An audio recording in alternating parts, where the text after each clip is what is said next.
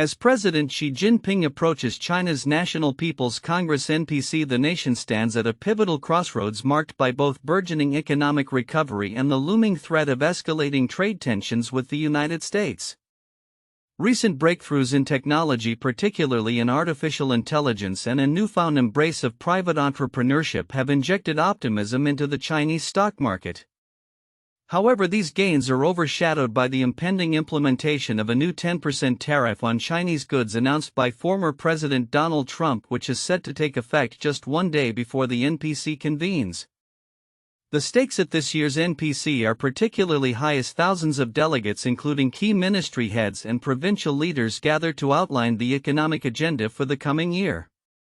Analysts anticipate that the Chinese government will set a growth target of around 5%, a figure that reflects a cautious optimism amid significant challenges, including domestic deflation, a sluggish property market, and the aforementioned trade war with the U.S. In response to these pressures, policymakers are expected to unveil a robust fiscal stimulus plan aimed at invigorating the economy. This plan may involve raising the official budget deficit to the highest level in over 3 decades, potentially exceeding 4% of GDP. This augmented deficit is projected to reach approximately 12 trillion yuan, around $1.7 trillion, which would provide the necessary resources to stimulate growth and bolster domestic demand as export opportunities dwindle. Yao Yang, a prominent economist at Peking University, expressed concerns regarding the adequacy of the proposed fiscal measures, stating, "My first worry is that the fiscal stimulus isn't big enough, particularly when we consider local government debt. Secondly, if China and the US cannot negotiate a settlement, we could enter into a tit-for-tat trade war, which would be detrimental." This sentiment underscores the delicate balance that Chinese leaders must strike in crafting an effective response to external economic forces while addressing internal challenges. The recent performance of household consumption further complicates the economic landscape. With spending remaining weak due to the real estate slump and overall consumer confidence faltering, the government faces an uphill battle to stimulate demand. Last year, consumption accounted for less than 45% of GDP growth, the lowest contribution since 2006, excluding the pandemic year of 2020. Analysts believe that reversing this trend is critical for shielding China's economy from the ramifications of trade tensions. As the NPC unfolds, a key indicator to monitor will be the annual inflation target, which economists predict may be lowered to 2%. This adjustment would reflect a recognition of China's struggle with deflation, potentially leading to more aggressive measures to stimulate demand. The emphasis on high-tech industries, particularly driven by advancements in AI, is expected to play a crucial role in shaping the country's economic trajectory. Goldman Sachs forecasts that AI adoption could enhance China's potential growth by as much as 0.3 percentage points annually by 2030. In light of these developments, the Chinese government's approach to stimulus will likely be characterized by caution. Yuan Haixia, an economist at the China Chengxin International Credit Rating, noted the importance of maintaining flexibility in fiscal policy to address ongoing foreign trade risks. China should also save some scope and backup tools to handle foreign trade risks given Trump's unpredictable and capricious trade policy, Yuan advised. As Xi Jinping navigates the complexities of both domestic and international economic landscapes, the outcomes of the NPC will be closely scrutinized. The decisions made in the coming days will not only set the tone for China's economic policy in 2025 but also signal how the country plans to adapt to a shifting global economic environment. In the face of daunting challenges, Chinese leaders remain focused on expanding domestic demand and fostering a resilient economy capable of weathering external storms, setting the stage for future developments that will shape China's role on the world stage. As China prepares for its highly anticipated annual political event, the National People's Congress (NPC), the eyes of the world are focused on the implications of decisions that will emerge from this gathering of the country's top leaders. Set to commence on Wednesday, March 5, 2025, the NPC will convene amid a challenging economic landscape, punctuated by ongoing trade tensions with the United States and a need to stimulate domestic growth. The NPC serves as a key platform for the ruling Chinese Communist Party CCP to endorse previously made decisions and set the country's priorities for the upcoming year. This year's Congress is particularly significant as it marks the conclusion of China's current 5-year economic plan, and many are eagerly awaiting insights into the government's direction for the next plan covering the years 2026 to 2030.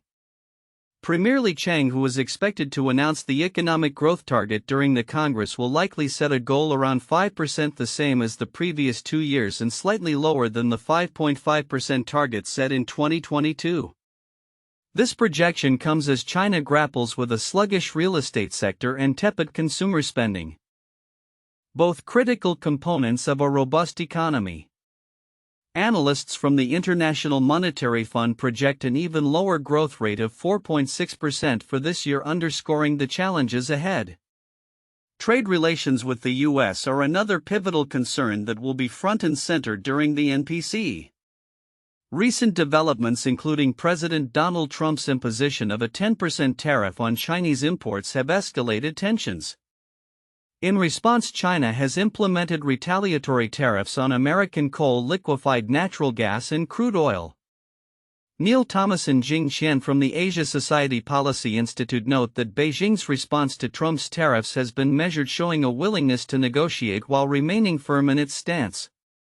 While the NPC is often viewed as a rubber stamp legislature, it still provides critical insights into the CCP's priorities and the government's strategic direction. This year, signals from leadership suggest a continued commitment to fostering innovation and boosting domestic consumption, despite fears that these initiatives may not sufficiently address the economic slowdown. Jacob Gunter, a lead analyst at the Mercator Institute for China Studies, cautions that substantial policy shifts away from industrial focus towards consumer spending are unlikely. This is not a development-oriented economy, he explains. It's a geopolitically oriented economy, and technology and industry are way more important for that. The Congress will also delve into foreign policy issues, particularly concerning Taiwan and relations with the U.S. and Russia. Foreign Minister Wang Yi's annual press conference will be a focal point for analysts trying to gauge China's diplomatic strategies. Recent comments made by Wang during a Group of 20 meeting hinted at a potential opening for peace regarding the Ukraine conflict, which could reflect a broader diplomatic approach from China. In addition to the NPC, the Chinese People's Political Consultative Conference will run concurrently, bringing together a diverse group of leaders from various sectors, including business, academia, and civil society. Known as the Two Sessions, these gatherings are a rare opportunity to observe the CCP's internal dynamics and priorities. As the NPC unfolds, the global community will be keenly watching for any overtures of support for the private sector amid calls for increased government backing. Recent meetings between President Xi Jinping and prominent business leaders, including Alibaba's Jack Ma, suggest a potential shift in focus that could spur growth in the private sector. The decisions made during this week will undoubtedly shape China's economic landscape and international relations for years to come. As the Congress concludes, it will be crucial to assess how the CCP balances its ambitions for innovation and self-reliance with the pressing need to stimulate domestic consumption in a complex global environment. The outcomes will not only affect China's trajectory but will also reverberate across the international stage, influencing geopolitical dynamics in an increasingly interconnected world. As tensions mount in the global economic landscape, China is poised to unveil a comprehensive stimulus plan aimed at addressing both domestic challenges and external pressures. This comes at a critical juncture as President Xi Jinping prepares to counteract deflationary trends and bolster economic growth in the face of an escalating trade war with the United States. Recent developments have highlighted the fragility of the economic environment. In late February, U.S. President Donald Trump announced a new 10% tariff on Chinese imports, compounding existing levies and triggering a significant drop in Chinese stocks. This escalation in trade tensions has prompted analysts and policymakers to re-evaluate strategies to stabilize the economy. As one economist noted, the unpredictability of U.S. policies has created a swirl of uncertainty that is difficult for any economy to navigate. In response to these mounting pressures, Xi has been vocal about the need for a robust economic framework. In an article published in Juncture journal, he emphasized the dual challenge of managing external risks while capitalizing on domestic opportunities. We must harmonize market efficiency with proactive governance, Xi asserted, underscoring the necessity of a government that intervenes decisively when required but also refrains from overreach. China's economic trajectory has shown signs of resilience, with the country reporting a 5% growth in GDP for 2024, suggesting a solid foundation for future growth. The recent stimulus measures, which include targeted support for key industries and a focus on innovation, are designed to enhance productivity and drive sustainable development. Deregulating key industries and attracting foreign investment in high-tech sectors will be instrumental in driving this transformation, said Matteo Giovannini, a finance professional at the Industrial and Commercial Bank of China. The upcoming budget, due to be released this week, is expected to reflect these priorities as it marks the end of the 14th five-year plan and sets the stage for the 15th, which will guide China's economic ambitions from 2026 to 2030. Economists believe this strategic transition is crucial for addressing the structural challenges that have emerged in recent years. The adaptability and resilience of China's economy have been proven time and again, but the current environment demands a careful recalibration of our strategies, stated Michael Borchmann, a former head of international affairs for the German state of Hesse. Moreover, Xi's recent publication of selected works on economic policy is a testament to the government's commitment to fostering a deeper understanding of its economic philosophy among party members and the public alike. This compilation includes 74 essential pieces that reflect his vision for navigating the complexities of modern economic development and addressing significant risks. As China prepares to unveil its stimulus plan, the coming weeks will be pivotal for both its domestic economy and its international relations. Analysts are keenly watching how these initiatives will unfold in light of ongoing trade tensions and shifting global dynamics. The stakes are high, as the success of these measures will not only determine China's economic trajectory but could also reshape the landscape of global trade and economic cooperation in the years to come. As geopolitical landscapes shift and tensions rise in the Pacific, recent developments highlight the intricate interplay between military strategy and international relations, particularly involving China and the United States. On March 3, 2025, two significant reports emerged revealing how China's military maneuvers and its expanding influence in Africa are affecting global power dynamics. The New York Times reported on China's military actions in the Pacific, signifying a strategic posture that puts the region on high alert amid changing U.S. priorities. As the Biden administration recalibrates its focus from direct military engagement to addressing broader security challenges, China's assertiveness has become increasingly pronounced.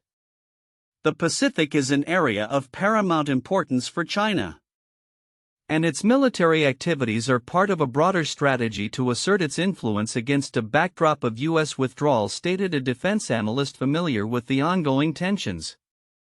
This shift in focus from the U.S. has raised questions about the security balance in the Pacific. Analysts argue that China's military is not only enhancing its capabilities but also signaling its readiness to confront perceived threats.